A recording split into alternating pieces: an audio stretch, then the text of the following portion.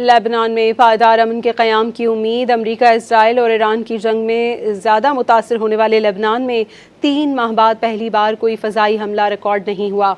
अक़वाम मुत्तहिदा के मुताबिक लेबनान और इसराइल के दरमियान जारी हालिया कशीदगी में पहली मरतबा गुज़श्ता इतवार का दिन ऐसा गुजरा जिसमें जनूबी लेबनान में कोई फ़ज़ाई हमला या रॉकेट फायर नहीं किया गया। UN तर्जुमान स्टीफन डुचॉक ने न्यूयॉर्क में प्रेस ब्रीफिंग के दौरान बताया कि 2 मार्च को इसराइल और हिज़्बुल्लाह की जंग शुरू होने के बाद से इतवार पहला दिन था जब जनूबी लेबनान में कोई हमला नहीं हुआ। हमलों में ये तातुल पीर की सुबह तक बरकरार रहा। इसराइली तैयारों की जानिब से लेबनान की फ़ज़ाई हुदूद की खिलाफ वर्जी के वाक़यात में भी कमी देखी जा रही है।